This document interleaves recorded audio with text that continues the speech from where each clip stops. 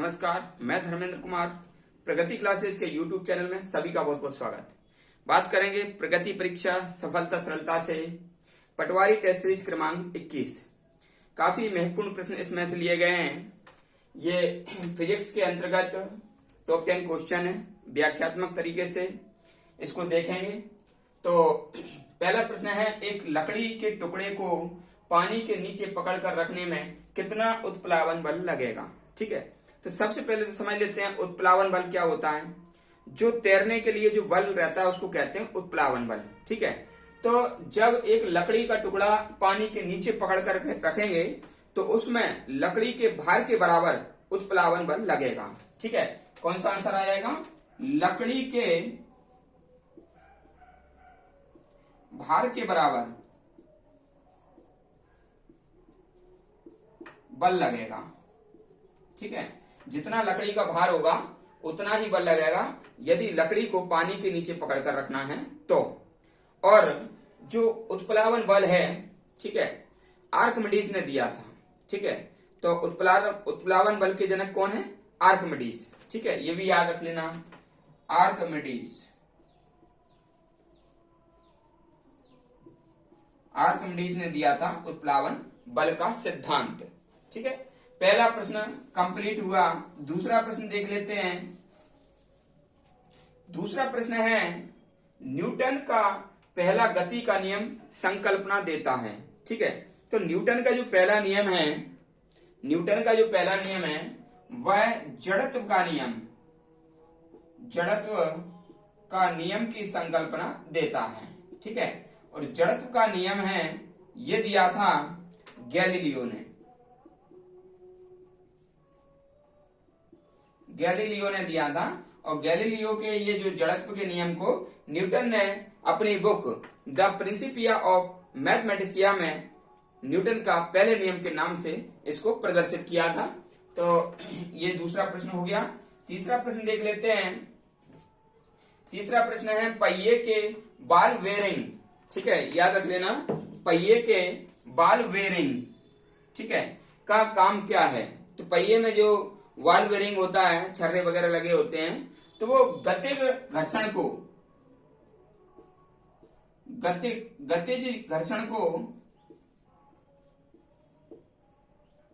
लोटनिक घर्षण में बदल देते हैं।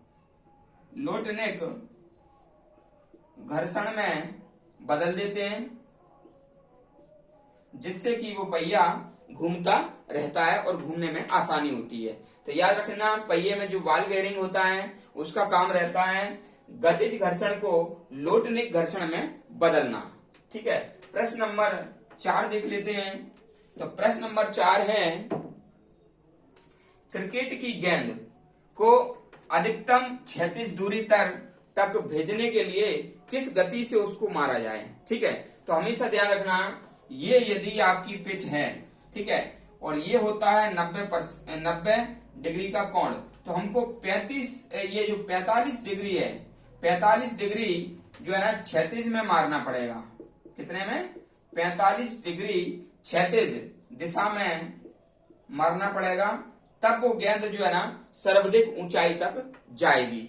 ठीक है, तो ये ध्यान रख लेना कि क्रिकेट की गेंद को अधिकतम क्षैतिज दूरी तक भेजने के लिए क्षैतिज दिशा से, मान लीजिए 45 डिग्री, क्षैतिज दिशा से 45 डिग्री में मारना होगा गेंद को, तब वह अधिकतर दूरी तय करेगी। ये याद रख लेना भाई। ठीक है, अगला प्रश्न है, उड़ान अभिलेखी।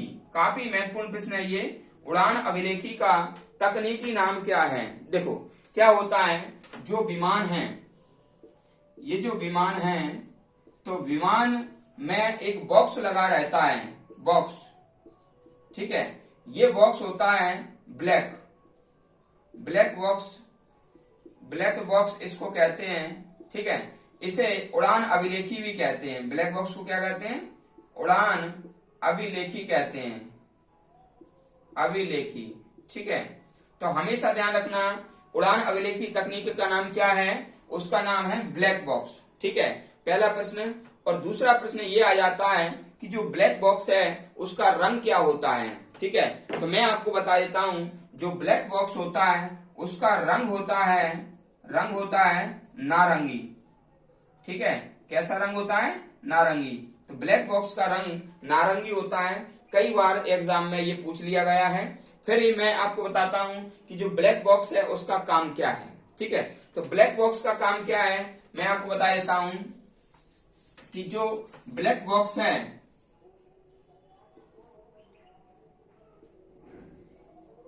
ठीक है, तो ब्लैक बॉक्स क्या होता है? ये जो विमान की ऊंचाई को बताता है, कितनी ऊंचाई पर वह उड़ रहा है।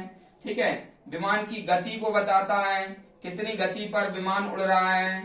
ठीक है ना, विमान यदि जो विमान चालक है, विमान चालक और उसके यात्री का वार्तालाप इसमें रिकॉर्ड रहता है, वार्तालाप। ठीक है ना, और ये जो ब्लैक बॉक्स होता है 1000 डिग्री सेंटीग्रेड ताप को झेल सकता है। ये कितना?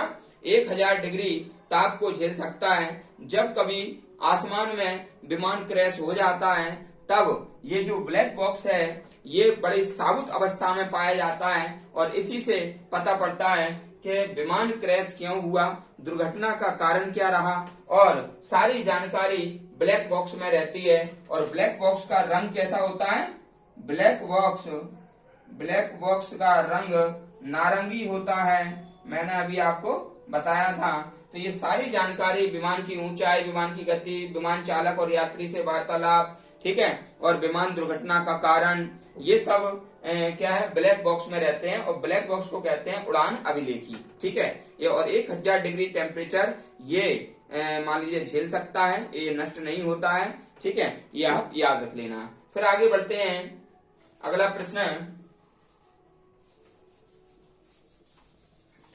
प्रश्न है कि पृथ्वी पर शरीर का अधिकतम भार कहाँ होता है? तो देखो, पृथ्वी पर जो है ना शरीर का जो अधिकतम भार होता है वह ध्रुवों पर होता है। ठीक है, और ध्रुवों पर भी कहां पर? दक्षिणी ध्रुव में। ठीक है, याद रख लेना, दक्षिणी ध्रुव पर भार अधिक होगा, पर भार अधिक होगा। तो ये याद रख लेना। ठीक है, सबसे जो ज्यादा भार होता है ध्रुवों पर होता है, जैसे उत्तरी ध्रुव और दक्षिण ध्रुव, लेकिन उसमें भी दक्षिण ध्रुव पर सबसे ज्यादा होता है, भूमध्य रेखा में सबसे कम होता है। ठीक है, ये चीजें आप याद रख लेना। अगला प्रश्न है हमारा, अगला प्रश्न है दूध को मथने पर क्रीम अलग हो जाता है। ठीक है, तो मैंने आपको बताया अपकेंद्रण विधि के द्वारा होता है। ये कौन सा?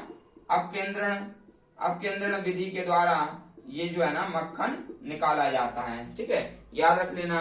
फिर है यदि स्थिर वेग से चल रही गाड़ी में बैठा बालक और गेंद को वायु में ऊपर सीधा फेंक देता है, तो जब गाड़ी चल रही होती है स्थिर वेग पर, तो भाई ऊपर गेंद यदि फेंक देगा तो क्या होगा? जो बालक गेंद है वो बालक के हाथ में ही आएगी, है ना। गेंद कहां पर आएगी? बालक के हाथ में ही आएगी। तो ये वाला याद रख लेना, एग्जाम में आ चुका है ये। पृथ्वी के गुरुत्वाकर्षण क्षेत्र की तीव्रता कहाँ अधिक होती है? तो मैंने अभी आपको बताया कि पृथ्वी के गुरुत्वाकर्षण क्षेत्र की तीव्रता अधिकतम होगी ध्रुवों पर और न्यूनतम होगी भूमध्य रेखा पर। ठीक है, फिर है दौड़ के दौरान धावक का गुरुत्व केंद्र कहाँ होता है? बहुत बढ़िया क्वेश्चन है ये। ठीक है, इसको देख लेते हैं। तो जैसे यदि कोई व्यक्ति दौड़ रहा है, ठीक है ना, तो दौड़ रहा है, तो दौड़ के दौरान जो गुरुत्व बल होगा, ठीक है, तो गुरुत्व केंद्र होगा, वह गुरुत्व केंद्र कहां होगा? पैर के आगे। ठीक है ना, पैर के आगे होगा। हमेशा ध्यान रखना, जब व्यक्ति दौड़ता है तो कैसे एकदम ऐसे झुक जाता है, ऐसे झुककर दौड़ता है, यानी कि पैर के आगे के भाग में क्या गुरुत्व केंद्र होता है, इसलिए दौड़ते समय व्यक्ति झुकता है। ठीक है, गुरुत्वाकर्षण केंद्र के कारण झुकता है। तो आपको टेस्ट सीरीज कैसी लगी? और इसमें सभी प्रश्न इंपोर्टेंट थे, महत्वपूर्ण थे, एग्जाम की दृष्टि से आ भी चुके हैं। इसका काफी मैंने जितना हो सकता था वर्णन किया, व्याख्या किया। और टेस्ट सीरीज को अधिक से अधिक आप अपने फ्रेंड को शेयर करें और कमेंट्स करें कि किस प्रकार से इसमें और संशोधन करने की जरूरत है। जो व्यक्ति नए हैं वो चैनल को सब्सक्राइब करें और जुड़े रहें। ऐसे ही मैं वीडियो लाता रहूंगा। सभी का बहुत बहुत धन्यवाद।